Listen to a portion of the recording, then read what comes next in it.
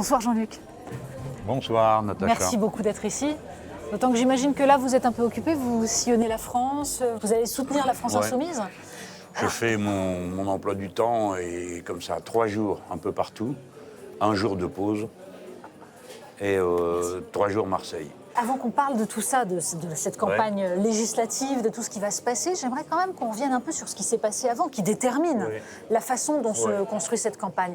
C'est-à-dire, moi, j'aimerais qu'on revienne à ce moment, le soir du premier tour, où on vous voit attendre les résultats. Vous nous dites qu'ils ne sont pas certains, et c'est vrai qu'il y a eu des flottements. Qu'est-ce qui se passe dans votre tête à ce moment-là ? Pourquoi vous attendez aussi longtemps avant de prendre acte des résultats ? J'ai été alerté les jours qui précédaient, et le jour même par les instituts de sondage qui me disaient « nous, on ne sait pas vous dire où on en est ». TF1 avait même dit « nous, en cas d'incertitude, on passera 3 noms ». Oui, bien sûr. Donc c'était la première fois qu'on voyait une chose pareille. Et tout le monde m'avait dit, vous précipitez pas parce qu'on ne sait pas où on en sera à 20h. Comme ça se jouait dans un mouchoir, j'ai attendu. Et honnêtement, j'ai été dans l'incertitude. Hein, je le dis honnêtement, voilà. Et quand ça se joue à la fin, que vous apprenez qu'à 600 000 voix près, la table était renversée, et puis de quelle manière ? C'est-à-dire, d'une part, Mme Le Pen n'était pas au 2e tour, alors quand même, on nous a bassiné pendant 1 an et demi. Elle était là, c'était sûr, elle allait être en tête, et nous n'avions qu'une seule perspective, mourir de peur, et voter pour n'importe qui d'autre, une table, une chaise, Juppé, qui passait dans la rue, n'importe qui pour éviter ça. C'est-à-dire, la grosse machine à contraindre s'était mise en place pendant 1 an. Et du coup, c'est ça qui vous a... Enfin, on vous sent ce jour-là en rogne, quoi. On vous sent... Non, mais parce que je suis un méridional, amer. donc on lit beaucoup mes sentiments sur mon visage. En général, par choix politique, j'ai décidé un jour que je laisserais voir ce que je ressentais. Bon, ça, c'est un combat plutôt philosophique. Hein. L'assignation au rôle masculin vous interdit l'expression de vos sentiments. Hein. Un homme ne pleure pas, blablabla. Donc moi, j'ai décidé qu'on verrait mes sentiments. Donc là, on vous a vu en rogne, et quelques jours plus tard, on vous a vu pleurer, d'ailleurs. Non, sur, pas en rogne. Face au remerciement des restons militants. sur la soirée. Je ne suis pas en rogne. Je ne suis pas non plus un objet, un pion. Oui, enfin, il n'y a qu'un journaliste pour croire qu'on peut faire... bon, alors, 40 morts dans un accident de bus. Et maintenant, l'équipe de Ratapoil-les-Bains a gagné par 2-0. C'est une manière inhumaine de... Moi, je vis comme un être humain... un événement politique aussi considérable que celui d'arriver au 2e tour de l'élection d'un des 5 premiers grands pays du monde, simplement comme une vérification d'une orientation politique et pour démarrer quelque chose qui eût été un événement mondial, parce que M. Macron est un événement mondial du fait de l'âge de ses artères, mais pour le reste, c'est rien. C'est un jeune homme libéral. On a déjà connu ça, on a déjà eu Tony Blair, on a déjà eu Matteo Renzi, c'est le même genre de personnage fabriqué par le système. Tandis que quelqu'un qui arrive, qui a 65 ans, qui a une longue vie politique et qui dit on va faire la révolution citoyenne, ça, oui, ça c'est un événement. La France change de mine. Mais la façon dont ça a été présenté médiatiquement a quelque chose à voir avec ce qui a suivi, c'est-à-dire le fait de vous reprocher de ne pas dire clairement pour qui vous alliez voter. Vous l'avez, enfin, ça s'est construit comment, cette séquence ? Parce qu'il y a eu une virulence pendant cet entre-deux-tours absolument énorme. C'est normal. Je brise leur jouet. Oui, quand vous dites leur jouet, c'est le jouet de qui ? Le jouet du système médiatico-politique, c'est 9 milliardaires qui possèdent 90% des médias du pays, qui nomment le directorissime, qui nomment le sous-directorissime, qui lui-même choisit les gens qui se sont auto-censurés, qui sont d'accord avec lui. Donc il y a une caste, ça c'est ma lecture, hein, on la discute, mais ma lecture de l'histoire, c'est celle-là. Il y a des gens qui dirigent, qui protègent leur argent, leurs biens, leur empire, et c'est normal. Donc, tout cela, ça y est, ils ont gagné. Ils ont mis en place Mme Le Pen, M. Macron, et maintenant on tord le bras de tout le monde pour voter Macron. Il y a eu une période, il y a eu un moment dans l'entre-deux-tours où il y avait une injonction à dire son vote qui ressemblait à de l'inquisition, c'est-à-dire une violence dans la façon de désigner ceux qui disaient, qui laissaient entendre que peut-être il ne voterait pas Macron ou qu'il voterait blanc, qui a été extrêmement forte. Oui, alors, pourquoi parce que ces gens-là ont eu peur. Personne n'avait peur que Marine Le Pen ne passe. Alors si, beaucoup de gens dans la rue, tout étaient inquiets, parce qu'on leur disait, c'est un danger extrême, c'est extraordinaire, attention, comment vous osez. Alors bon, d'abord, il y avait un but politique, casser l'outil Front républicain, qui est la machine à faire taire tout le monde. Et après, vous aviez vu d'ailleurs, dès le soir de l'élection, M. Barrot dit, ça y est, les Français ont massivement voté pour M. Macron, il doit appliquer son programme. La réalité, c'est que les gens n'ont pas voté pour le projet de M. Macron, ils ont voté contre Mme Le Pen. Mais on le sait tout ça, ça c'est le premier élément. Le deuxième, c'est que moi, j'ai tenu compte de ce qui s'était passé avant. Là-dedans, personne n'a de mémoire. Mais avant, on a eu les régionales, où on a eu la même situation, rappelez-vous. Et au régional, moi j'ai vu les bases sur lesquelles que je représente politiquement s'éparpiller en 3 morceaux. Les uns voter pour la droite plutôt que le Front National, les autres dire maintenant j'en ai assez, je m'abstiens, je ne voterai pas pour des gens pareils, et d'autres dire j'y vais quand même, mais je vote blanc. Donc pour moi, comme là, cet épisode, c'est un moment à l'intérieur d'une longue bataille qui continue aujourd'hui, il faut au départ casser la machine à Front républicain, parce que c'est une machine qui est une escroquerie intellectuelle et politique qui confisque au peuple son droit de choisir. Parce que quand vous êtes rendu au 2e tour, le mal a déjà été fait avant, c'est des mois de harcèlement, des mois et des mois et des mois. On vous dit, Madame Le Pen, donc il faut voter Juppé. En avant, plein de gens de gauche qui s'en vont donner comme des ballots, qui sont 2 € pour aller voter Juppé, parce que Juppé Le Pen. Voilà, vous comprenez, c'est cette ambiance-là à laquelle il fallait mettre un terme. Puis après, regardez l'hypocrisie du système. On m'a attribué une position qui n'est pas la mienne. On me dit, vous êtes sur le nini. Jamais de la vie. J'ai dit, il ne faut pas voter, pas une seule voix pour Madame Le Pen. Oui, vous n'avez pas dit qu'il ne fallait pas voter pour Emmanuel Macron, vous avez dit. Donc, vous avez dit qu'on pouvait... Mais ça, c'est le symptôme de leur mauvaise foi. Oui. Parce que si leur intérêt était vraiment de faire, comme ils disent, barrage, là, les castors, faire les barrages, ils auraient dit, vous voyez, Mélenchon vous a dit qu'il ne fallait pas voter pour Madame Le Pen. Parce que si vous voulez bien aller au fond de l'affaire, qui est responsable de Madame Le Pen? Ceux qui votent Le Pen. C'est quand même un monde. Ceux qui sont responsables des résultats de Mme Le Pen, ceux qui votent Le Pen et ceux qui font voter Le Pen par l'injonction qu'ils signalent au peuple de dire si vous voulez protester, votez Le Pen. Sauf que maintenant, Emmanuel Macron est élu. Qu'est-ce qu'on fait maintenant? C'est-à-dire, est-ce que, dans un sens, il ne faut pas se dire qu'Emmanuel Macron, après tout, doit aller au bout de sa politique. Qu'on puisse plus dire à la fin, mais parce qu'il y a des entraves, parce qu'on n'a pas pu aller au bout. Vous savez, il y a un moment où ça me fait penser à la période soviétique, où des communistes disaient, mais s'il y a le goulag, si ça ne marche pas, c'est parce qu'on n'a pas fait le communisme jusqu'au bout. Donc il faut y aller là, mais laissons-le aller jusqu'au bout, non? Non, ça c'est l'obstination. Mais là, vous prenez l'exemple des staliniens. Mais c'était leur problème, c'est pas le nôtre. Les laisser aller jusqu'au bout, c'est les laisser détruire la sécurité sociale, détruire le code du travail. Et il faut bien comprendre que tout ça n'est pas un jeu policé entre gens de bonne compagnie. C'est d'un côté une misère accumulée gigantesque sur laquelle les libéraux comptent. Parce que la misère éparpille les gens, brise les résistances.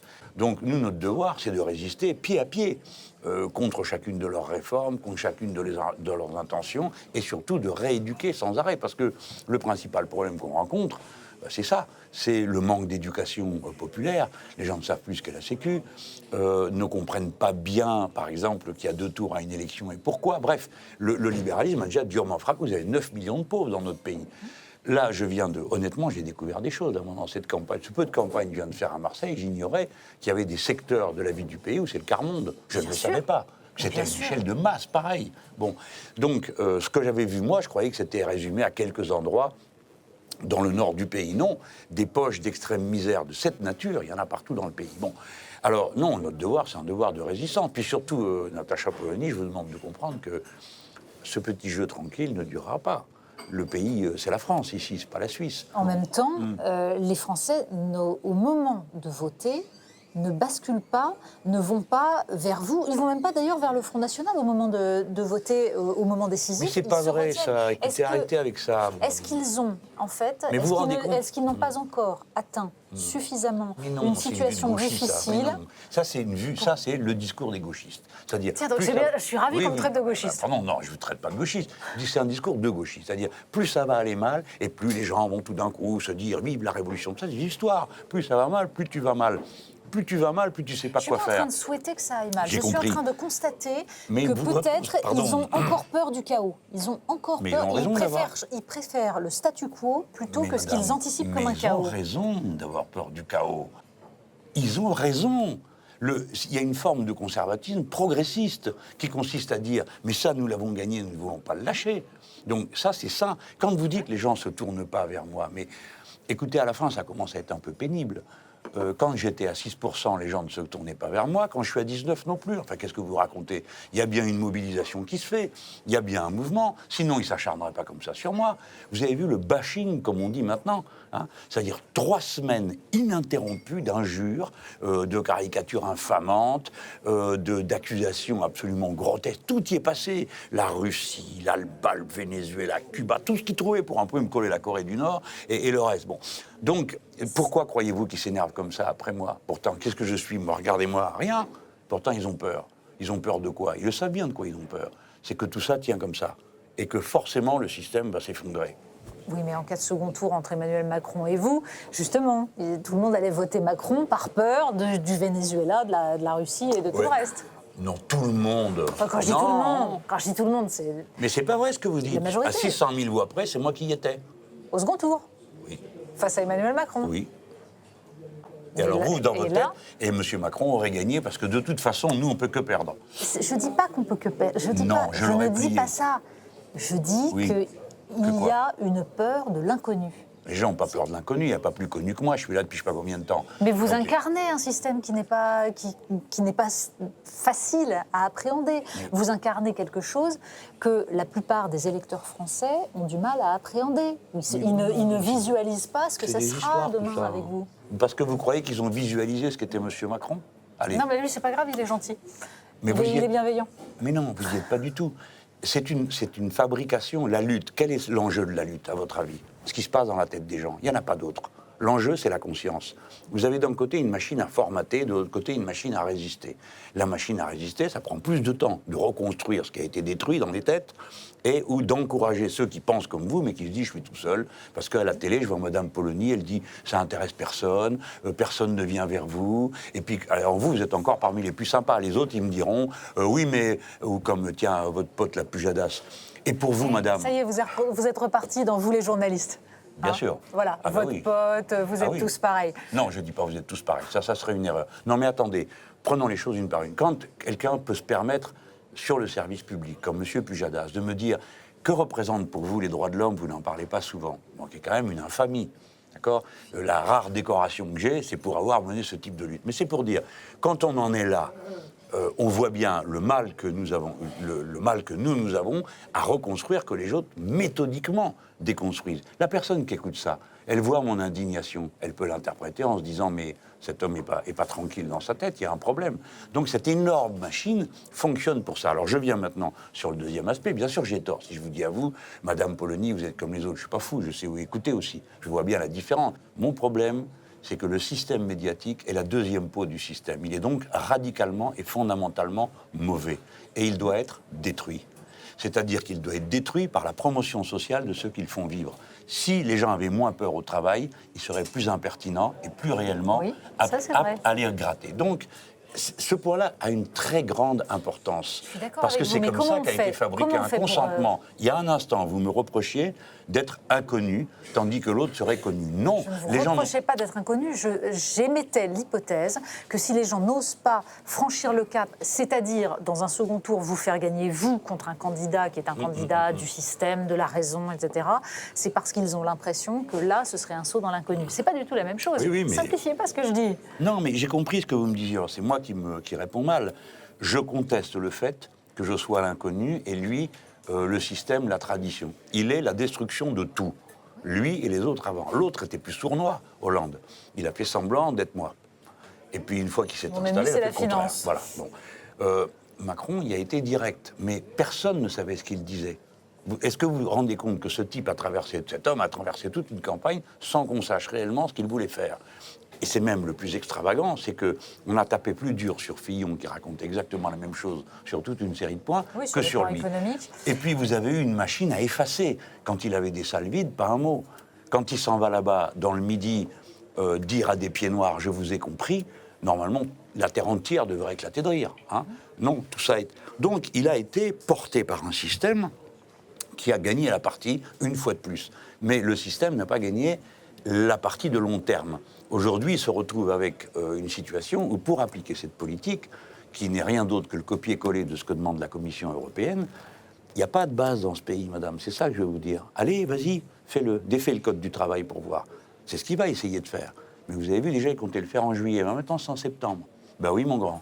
Et puis en septembre, ça sera encore trop tôt. Parce que les gens... Il n'y a pas un peuple français pour cette politique-là. Il n'y a pas de peuple français pour ça. La prochaine étape, c'est Marseille. Oui. Vous avez choisi Marseille. Alors, on vous reproche le parachutage, votre tourisme politique que vous dénonciez en 2012. Expliquez-moi. Oui. Pourquoi Marseille? On va mettre de côté Marseille, c'est le creuset. Oui, je vais expliquer pourquoi. Je vais vous expliquer. Pour cette mais théorie. Je commence d'abord par renvoyer quelques balles, parce que j'ai supporté, parachuté, etc. Alors, pardon, mais c'est encore... La bonne société, elle ne fait pas comme les fachos. Les fachos, quand ils se réunissent, ils crient « Oh, on est chez nous, ah bah les bougnols, etc. » D'accord? Les gens polis disent « Vous êtes parachutés. » Voilà, mais c'est pareil. C'est « On est chez nous. C'est à nous. Venez pas là. Hein » Qui dit ça? Les bureaucrates du coin, qui se figurent que le peuple leur appartient. Moi, je suis partout chez moi en France. Il faut se le coller dans la tête. Je suis arrivé en 1962, je n'ai pas choisi. D'accord? Donc j'étais dans le bateau avec mes parents, tout le monde partait d'Afrique du Nord et je suis arrivé comme un parachuté. J'ai été parachuté, j'avais rien demandé, en Normandie, de là à un autre coin de Normandie, de là dans le Jura, puis un jour, j'ai pris ma vie en main et je me suis parachuté moi-même, en région parisienne, puis dans le Nord, puis dans le Sud. Et j'irai où je veux, quand je veux, comme je veux, et je suis partout chez moi. C'est peut-être aussi que l'élection législative est une élection nationale, pas une élection locale. Attendez, mais je commence d'abord par... En termes peut-être bien, mais je commence par la question de l'individu. Parce qu'elle est, à la fin, il faut vous rendre compte de la blessure que ça peut être pour des millions de gens dans ce pays d'être traités de parachutés par les autres sans arrêt. Et c'est vrai. Après, il y a le fait que l'élection législative est nationale. Alors on me dit, mais il faut connaître les problèmes locaux. Ah bon, c'est quoi vos problèmes locaux qui sont si étranges que je ne puisse les connaître depuis Paris? C'est quoi votre problème? Ça s'appelle la santé, c'est un problème national. Ça s'appelle l'éducation, c'est un problème national. Ça s'appelle l'état dans lequel est la rue, c'est un problème national, c'est les dotations. Donc, tous ces gens sont en fait des gens qui sont des tricheurs. Ils essayent de faire croire que leur réseau d'entre-gens local est leur utilité. Non, plus ils font ça, moins ils font le travail national. C'est ça que je veux dire aux gens. Et les gens le comprennent quand je leur dis, moi je suis là pour des raisons politiques nationales. Je vais vous dire lesquelles maintenant. Il y a des gens qui pratiquent la théorie. C'est-à-dire qu'ils pensent qu'on a une action claire quand on a une pensée claire. Donc j'ai fait un livre qui s'appelle L'ère du peuple pour essayer de résumer dans un document ma vision sur ce qu'était le mouvement de l'histoire. Car je fais partie des gens qui pensent que l'histoire, comme nous la vivons, la civilisation humaine est arrivée à une limite, au moins une qui est incontestable, c'est qu'elle bute sur le fait qu'elle suppose des ressources infinies dans un monde fini. Donc le modèle productiviste d'accumulation capitaliste est, à mes yeux, condamné. Donc comment va s'opérer cette fin de système? Voilà, c'est ça qui m'intéresse. Car mon idée à moi, c'est qu'il faudrait qu'on en sorte par le haut. Je ne suis pas, contrairement à ce qu'on peut raconter, quelqu'un qui aime le désordre, la pagaille, les effondrements, je ne crois pas à tout ça. Je crois qu'on a intérêt à essayer de maîtriser ce qu'on fait, sortir d'une façon positive, en inventant, en imaginant. Alors je regarde mon pays, parce que c'est pas tout la grande théorie, après il faut regarder le détail. Le système tient quand il accumule plusieurs choses. Une stabilité sociale, jusqu'à un certain point. La stabilité sociale du système tel qu'il est aujourd'hui, évidemment, elle est mise en cause par le fait que lui-même crée des millions de pauvres. Et que la pauvreté fait peur à tout le monde, y compris dans les classes moyennes, voire dans les classes supérieures, où vous pouvez passer d'un seul coup d'un beau revenu à rien du tout. Pour qu'il arrive à tenir les pauvres, il lui faut une catégorie moyenne qui trouve son compte au système. Et enfin, il faut une catégorie politique qui représente correctement cet ensemble. Voilà. Tout ça est miné d'un peu partout dans le pays. Ce truc est en train de s'effondrer. M. Macron y a eu sa part dans l'effondrement, j'y ai la mienne. Et en gros, on a un nouveau paysage politique entre trois forces, là où il n'y en avait que deux avant. Donc maintenant, vous avez Macron, vous avez les Insoumis et vous avez l'extrême droite. Voilà, les deux extrêmes, extrême finance, extrême droite, et nous. Bon, ça c'est le tableau. Et après, il faut regarder dans le détail. Il y a un endroit en France où l'alignement que je viens de décrire n'existe plus. C'est Marseille. Si vous allez à Lille, vous avez une classe moyenne qui sert d'amortisseur. Si vous allez à Toulouse, vous avez une classe moyenne, éduquée, nombreuse, qui pense qu'elle va s'en sortir parce que rien ne se passe, parce que ceci, parce que cela. Vous allez à Marseille, vous avez une catégorie politique complètement à bout de souffle. Ce n'est pas un jugement sur les personnes, mais si vous regardez la droite, son grand homme, c'est M. Gaudin, incontestablement. M. Gaudin lui-même a dit que ça ne se représentait pas, que bon, voilà. Ensuite, il y avait le Parti socialiste. Il est en miettes. Ensuite, il y avait la droite. Elle est en miettes. Tout est en miettes.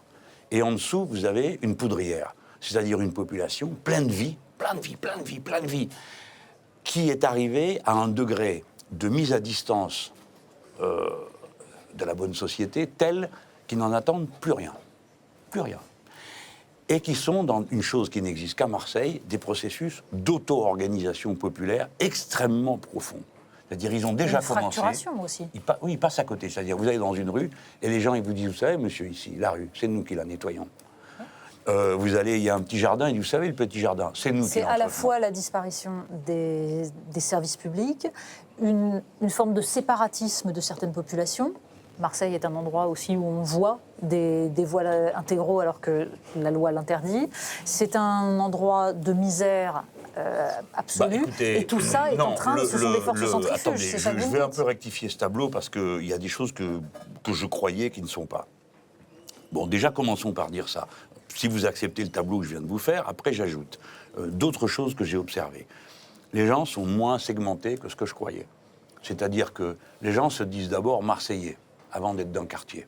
Ça, c'est très important à comprendre. Ensuite, le communautarisme n'a pas la même force que, par exemple, en banlieue parisienne. Là, encore une fois, parce que je peux faire la comparaison. Pour des faits culturels communs, par exemple, l'OM, c'est une réalité qui surplombe tout le reste de la société. C'est un fait culturel, c'est un fait d'identification commune. Donc, ce qui fait la force de cette ville, c'est qu'elle a des identifiants communs.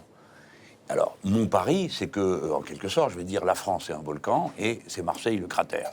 Il peut y avoir un cratère ailleurs. Mais ce que m'a appris le phénomène révolution citoyenne dans tous les pays, c'est que dans ces 2 ans, ce type d'endroit, que le renouveau se fait. C'est par eux que ça commence. Alors, au début, on les regarde, on pense que c'est les derniers de la classe. En réalité, c'est les premiers. Sous quelle forme? Le renouveau, là, du coup, il passe par quelle forme? Déjà, par écoutez, votre élection et par entre autres, une force moi, politique je serais... ou dans la rue? Les deux. Parce que autre chose aussi qu'il faut dire de Marseille, c'est qu'il y a un mouvement social très fort. Le syndicalisme salarial y est très fort. Ce n'est pas le cas partout ailleurs. Essayez d'organiser quelque chose en Essonne, vous allez voir. Est-ce qu'un mouvement dans la rue, qui pourrait devenir violent tant la tension est forte aujourd'hui en France, serait pas le plus beau cadeau à faire à Emmanuel Macron pour le renforcer dans son système? Vous n'avez pas peur de ça? Non. Qu'est-ce que c'est que cette histoire? L'automobilisation, la mobilisation sociale est le meilleur argument qui va dans notre sens. Parce que quand je suis d'accord, sauf si ça devient violent. Sauf si vous avez en marge oui, bien sûr, des mais mouvements ça, violents, comme on en a vu ces dernières années, comme on en a vu dans les manifestations contre la loi El Khomri. Mais le mouvement La loi El Khomri, c'est pas seulement les casseurs. Ah non, bien sûr. Bon, sauf que les casseurs ont donné un argument. Ça permet. Oui, d'accord, mais les puissants ont toujours des arguments. D'ailleurs, souvent, c'est leurs marionnettes qu'ils envoient casser les vitrines. Bon, parce qu'on les trouve jamais, les mecs, hein, c'est curieux. Hein. Bon, jamais on les trouve. Qui est-ce qui a foutu le feu à la voiture des policiers? Voilà, on ne sait pas. Bon. Il y a un procès qui est en cours, pour l'instant, avec des jeunes gens qui ont été, une dizaine de jeunes gens qui ont été interpellés. Ce qui est sûr, c'est que ces gens-là sont une plaie pour nous. Pas seulement parce qu'ils défigurent nos mouvements, mais parce qu'en plus, ils peuvent répandre une illusion. Et l'illusion que l'homme que je suis, avec l'expérience que j'ai accumulée, c'est que la violence puisse être, c'est ça l'illusion, puisse être un raccourci. Nulle part, la violence n'a été un raccourci pour nous. C'est le contraire, ça a été un raccourci pour se faire tuer. Donc, je mets ça de côté. Mais le mouvement de rue, ce que vous appelez la rue, je ne sais pas ce que vous appelez comme ça, parce que les bourgeois nomment la rue le mouvement social. Mais arrêtez avec les bourgeois. Bon, pardon, allez-y, continuez. Mais je parle comme je veux, non? Oui. Bon. Non, mais, pas de problème. Madame, c'est votre vocabulaire, c'est pas le mien. C'est vous qui venez de dire la rue. C'est vous ou pas? Je viens de vous dire. D'où vient ce mot, à votre avis? Peu importe. Mais acceptez quand même un peu d'être critiqué de temps à autre, c'est incroyable. Mais j'accepte les critiques, mais je moi, n'accepte c'est pas vous les que je vise. caricatures, voyons. C'est pas vous que je vise. Arrêtez de vous sentir agressé chaque fois que je vous réponds quelque chose. Vous me dites la rue, je vous réponds, la rue, c'est un mot de bourgeois. On ne dit pas la rue, nous.